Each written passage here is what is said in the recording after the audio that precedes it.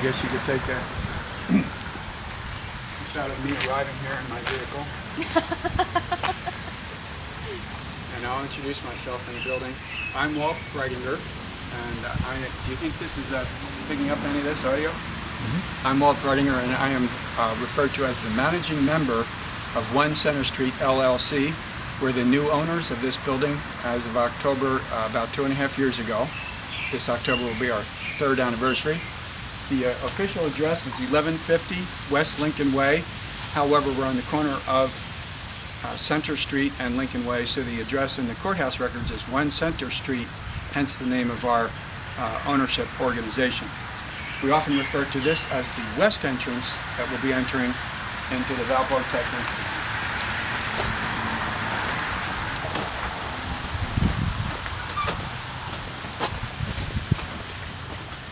So you're just going to kind of keep this rolling, I guess, huh? During the past couple decades, it was referred to as part of the electronics shop, or the electronics shop. At one time, it was the area that served the students as electronic workshop for the Valparaiso Technical Institute. And we are now going into the west, if we can all fit through this door. We do have some lights on in here.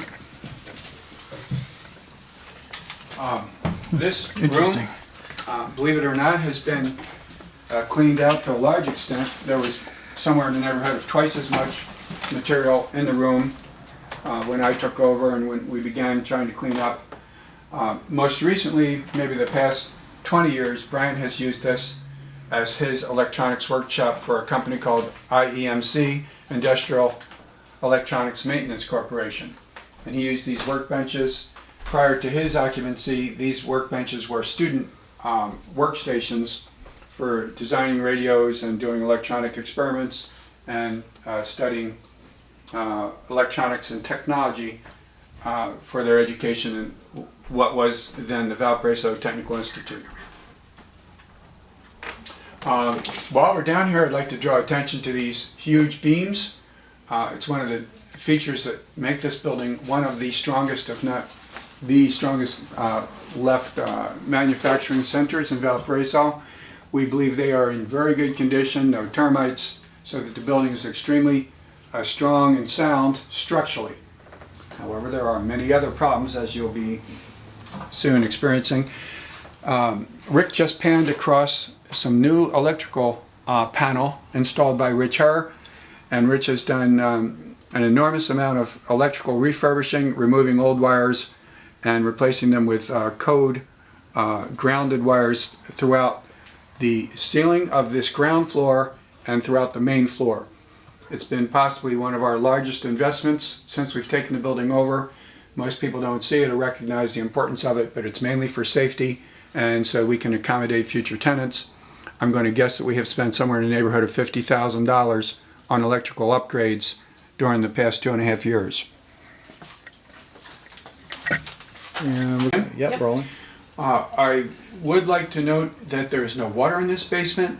We have had some very minor problems with moisture, but we are very pleased that we're not getting any flooding or runoff or leaks into the basement through the foundation. The window that you're looking at straight ahead is relatively new, almost brand new, installed by Window World, and I will be discussing the windows more later. By the way, our photographers are Rick and Jody Bella of Bella Photography. We may be introducing you guys a little bit more later. Okay. Cut. Do you think it picks up my voice from this distance? If you speak up. Okay. Just to get everyone a bit more oriented, this building consists of 17,000 square feet, 5,000 square feet on each of the 3 floors, and then there is an extension on the main floor of 2,000 square feet, which is often referred to as the library, and that obviously served as the library for the university back in the 1960s and 70s. We hope to do additional videos that will be of a more historic nature, and maybe a documentary and a promotional piece. But for now, we're just trying to get footage of the building as it stands 2.5 years after our purchase. And cut. Okay. That's probably the kitchen or bathroom plumbing.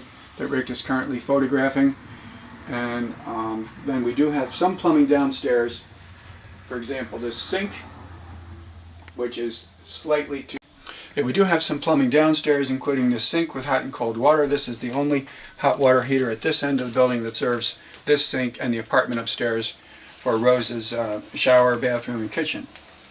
There is some talk about possibly installing a bathroom downstairs, and it might be located close to the plumbing, for example, in this area. So if we do eventually convert this basement or ground floor to a worker space, maker space, and workshops, we'll probably want to accommodate those new tenants with a restroom in that area.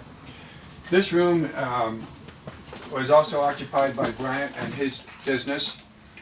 We have cleaned out, or Bryant has taken a lot of items out of here. So obviously it looks incredibly cluttered, but it is much, much better than it was 2 years ago. Hang on, Walt. Rolling yet?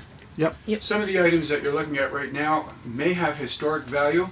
They are left over from the Valparaiso Institute Alumni Association and include some extremely important historic electronic instruments and equipment, much of which has been removed to a storage shed for its ultimate protection and possible inclusion in a museum of technology. Interspersed, obviously, there's a lot of stuff of lesser value, but we'll get to that shortly.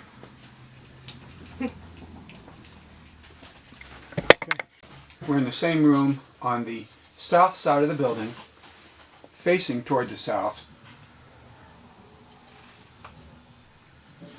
And again, just trying to get some perspective on what is here at this point. I might add that the main purpose of this video at this point is for insurance purposes. So if we should have any kind of a loss, whether it be from fire or theft, it's there could be some disputes about who owns what, about the condition of the building, what we've done, what we're doing. So we're trying to document everything for that purpose. Okay. Okay, Walt. We're now heading toward the east, and this particular staging area is where we identify electronic instruments and equipment, clean them up, tag them, and have a journal of all the items that we've removed. I believe we have removed approximately 200 items that we felt were worth saving for potentially for a museum. Over here, we have recently removed models of the first color televisions ever manufactured, and they're in our storage shed. And there were, I believe, somewhere in the neighborhood of 20 or 30 oscilloscopes in this area. So most of the most precious instruments have been removed, and as we dig through the junk, we are trying to find things that would have the greatest value to a museum, and removing them so we can continue on with our cleaning and refurbishing. The windows on this side have not been replaced and are representative of some of the best of what we had originally. Also, in that picture, you'll see another element of Rich's work, installing another electrical panel as part of our upgrade, mainly for safety, but to adding outlets and lights throughout the main floor. So the electrical in the basement is serving the area up above. And cut. Okay. There's been a team of people, volunteers, contributing time and effort into finding the electronic equipment and restoring it and moving it. They often use this as a staging area as well. And a lot of it has been removed from here. My guess is that we've removed somewhere in the neighborhood of 75% of the most valuable items.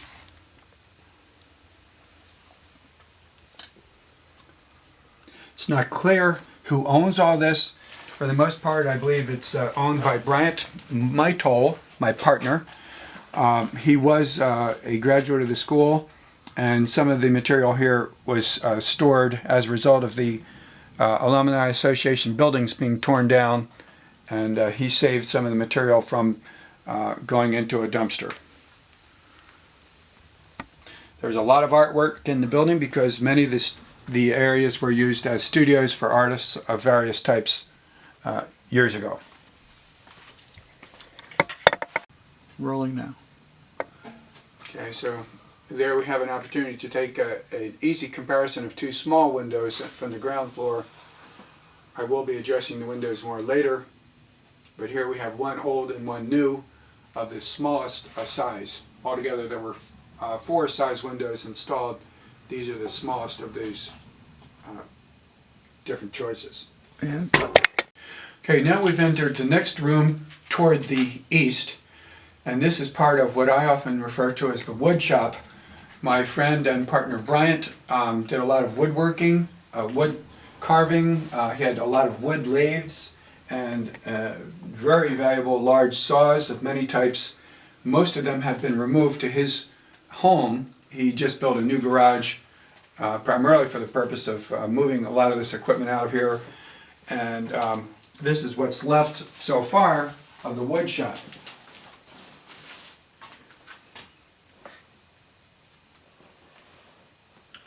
You might want to take just a quick peek at the ceiling here so we can show the condition of the subfloor, the sprinkler system, and some of the what's left of electrical or plumbing. If you want to come around here, we're going to leave the wood shop. Okay, this room had typically been referred to as the metal shop. There was a lot of metalworking and metal saws as opposed to the wood saws, which are on the other side of the wall. There is a bandsaw here. This room does have lighting and had some heating. We are currently under studio this is, which I'll refer to later, one of our major tenants upstairs. And you'll note that this room has a wooden floor.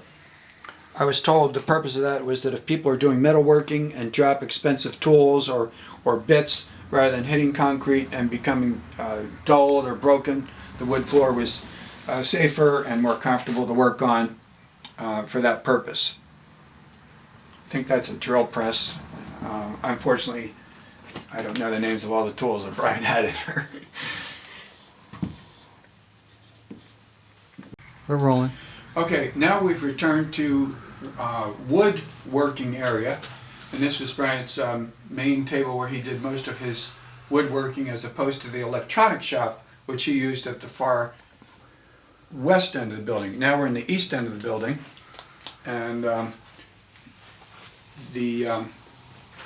again, it's hard to believe this, but most of the clutter has been removed, and we've done an enormous amount of purging and removing a mixture of junk, and Brian has removed his most valuable tools, but there are still some that obviously have a lot of value to him or someone, just boxes and boxes of tools. This furnace does run. It's one of 6 or 8 furnaces that service the building. And this floor we have one furnace at either end, and I'm not sure that it's working right at the moment, but it was running last winter. Let's take a look. Oh, are we still running? Mm-hmm. If you wouldn't mind, over in that corner, Rick is now photographing Rich Herr's most recent electrical panel, which comes from the street and services the entire building. It's all brand new, quite expensive, but it was a major part of our electrical refurbishing. As we pan over here, it's another good view of before and after. The building was originally serviced from this panel, which has fuses that I'm going to guess date back for for decades, and then the new panel box that Rich Herr just installed this year. You'll see the brand new conduit which goes up and feeds all the units. And then, if you guys wouldn't mind going up to that hole, be careful, Jody. Okay. We have we're still rolling? Mm-hmm. Okay, now we're facing the tunnel, and Rick, if you can, without tripping, maybe take a shot inside the tunnel. It's a fascinating feature of the building. Okay, we're gonna cut now. Okay, the tunnel that Rick is currently photographing used to serve as a utility area to service the entire campus. I believe there are 3, 4, or 5 other buildings that received heat from this building, so the boiler and the radiator or heating pipes went through that tunnel along with other utility lines to service the whole university. The tunnel is huge, it's almost big enough to stand in, and it is part of a dispute that we... Okay, Walt. Okay, we're now viewing wood piles that Bryant has saved. We are facing toward the south, so that's the south wall of the building. This area is currently slated or thought to be an ideal place for a pottery studio. This hole in the ground, or this depression, did serve as the center of the boiler for the entire campus of the university.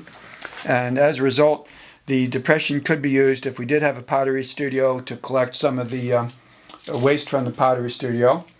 Over to my left here, there is another window, and then the main entrance of the water line, which is very important to us. And then to the left, if you could, this room, I don't think you'll be able to step in there. This is an important room. We're still rolling? For the sprinkler system. And actually, Rick, if you could just get the camera in there, if just briefly, you'll see the very beginning of the sprinkling system valves. Hang on. You're right in front of the Yeah, I light, know. so it doesn't matter. I've been told the sprinkler system could be worth $100,000. Others have said it's in such disrepair that we'll need to scrap it. And we are constantly working on evaluating whether or not we'll refurbish it or if we even need it. The reason for the installation was the fact that this was a school at one time, so it had to be sprinkled. This room that Rick is now photographing was the coal bin. In fact, toward the back, you'll see there's a looks like a small window. That's where the coal was shoveled in, and then the coal was shoveled out of this room into the boiler to the room you just saw to heat not only this building but the entire campus. And then behind Rick, there's another door, which we seldom use, but it is the other basement or ground floor entrance door, so that we have 2 exterior entrance and egress on the ground floor and 2 on the main floor. Okay, this room is immediately under the main restroom that's used by the main floor, and there's some plumbing in the upper left-hand corner. We're now facing toward the north. This white instrument here is our on-demand hot water heater, all replumbed by Richard and working fairly well. And over to my right, here this is the main sewer line coming from upstairs from all the bathrooms on the 3rd floor and the main floor. And we don't have any problem with that now, but we do have problems with the sewer line further on down, which I might cover at a different point.